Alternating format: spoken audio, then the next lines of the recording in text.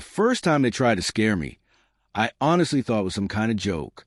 I mean, who actually sends security guards to a quiet, run-down cabin in the middle of nowhere just because someone is fixing it up? It didn't make sense at the time. But what I found out later changed everything, because this was never just about a cabin. This was about control, about power, and about people who simply could not handle the fact that someone refused to fall in line and listen to them. I bought that cabin because I wanted peace. I needed a place far away from noise, away from constant rules, pressure, and everything that came with it. The place was old, worn down, and honestly, most people would have taken one look at it and walked away without a second thought. But I didn't see it that way. I saw potential. I saw something that could be rebuilt, something that deserved a second chance, something that could become a real home again. So I signed the papers, and within a week, I was out there cleaning, repairing, and slowly bringing that place back to life with my own hands. The first few days were exactly what I had hoped for. Quiet, peaceful, just me, the sound of tools, and fresh open air. It felt right, like for the first time in a long while, I had actually made the right decision. But on the fourth day, everything changed. I noticed a car parked down the road. It wasn't moving. It wasn't passing through. It was just sitting there, watching. At first, I ignored it. I figured maybe it was someone taking a break or passing by. But the next day, it was there again. Same spot, same stillness. That's when I started paying attention. Later that afternoon, someone walked up to the property. They were well-dressed, serious-looking, holding a folder like they were there on official business. Without even introducing themselves, they immediately told me I needed to stop all restoration work right away. No explanation, no greeting, just a demand. I asked why, and that's when I heard it for the first time. HOA, rules, restrictions, approvals, violations. I remember just standing there, completely confused. When I bought the cabin, there was no clear mention that it was under any kind of active HOA control. Before I go further, make sure you like and subscribe to Karen Stories Daily, because stories like this only get more intense. What started as a simple cabin restoration quickly turned into something I never could have expected. I asked him to show me official documents, proof of authority, something real, but he avoided the question completely. Instead, he kept repeating the same thing, that I wasn't allowed to make any changes without approval, and that I would face consequences if I continued. That was the moment it clicked. This wasn't about rules. This was about intimidation, and I wasn't about to back down that easily. The next morning, I went right back to work like nothing had happened. Legally, I had every right to improve my own property, and if they had a real case, they could prove it properly instead of just showing up and making empty threats. But things escalated faster than I expected. Later that same day, another vehicle pulled up. This time, it wasn't just one person. It was two men, both wearing security uniforms. And instantly, the tone of the situation changed. They stepped out calm, controlled, but firm. They told me they were there on behalf of the HOA to enforce compliance and make sure no further unauthorized work continued. That made absolutely no sense. This was private property. They had no legal authority to stop me from working on my own cabin. I asked them directly, who sent you, and under what law are you operating? But once again, no real answer. Just the same repeated lines about rules and enforcement. At that point, I knew something was seriously wrong. This wasn't normal behavior. This was pressure. This was people trying to push me out, hoping I'd give up and leave. And I started thinking maybe they wanted the property. Maybe they didn't like someone new being there. Or maybe they were just so used to getting their way that they never expected anyone to push back.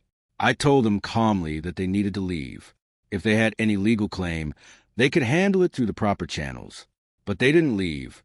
They just stood there, watching every move I made, like their goal was to make me uncomfortable. And honestly, for a moment, it worked. No one expects to deal with security guards while fixing a roof on their own property. But I didn't stop. I kept working, acting like they weren't even there. Over the next few days, things kept building. More notices, more warnings, more attempt to pressure me into stopping. But every time I checked, it came back the same. There was no clear, enforceable HOA authority over my specific property. at least not in the way they were claiming. And that gave me confidence, because I knew I wasn't doing anything wrong. Then came the moment that changed everything completely. One evening, as I was wrapping up work, I saw those same security guards again. But this time, they weren't just standing at a distance. They were closer. They were walking along the edge of my property, inspecting it without permission. That crossed a line. Watching from a distance is one thing.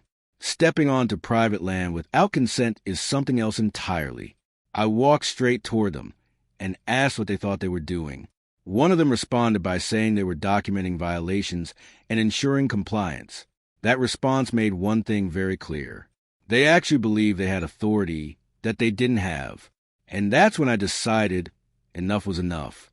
This wasn't just a disagreement anymore. This was about protecting my rights and stopping something before it went too far.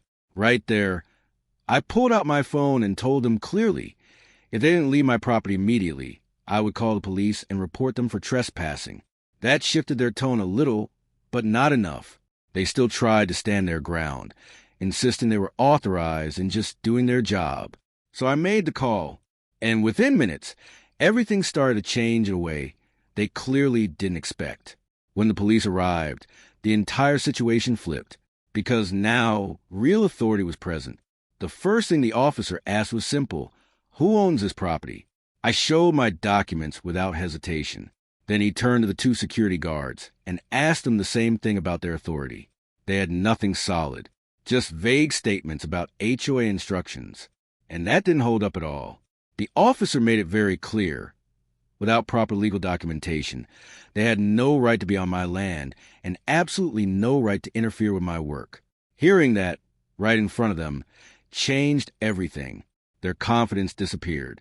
Suddenly, they weren't firm or assertive anymore. They were quiet, avoiding eye contact, trying to step back from the situation they had created. Over the next few days, things became even more serious. I decided to take it further.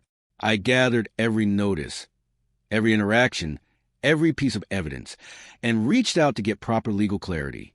And what I found confirmed everything I had already suspected. The HOA had no direct control over my cabin in the way they were trying to enforce. And sending security to intimidate me could actually backfire on them in a big way. Not long after that, the same person who had first approached me came back. But this time, everything about him was different. No confidence, no pressure, just a quiet tone.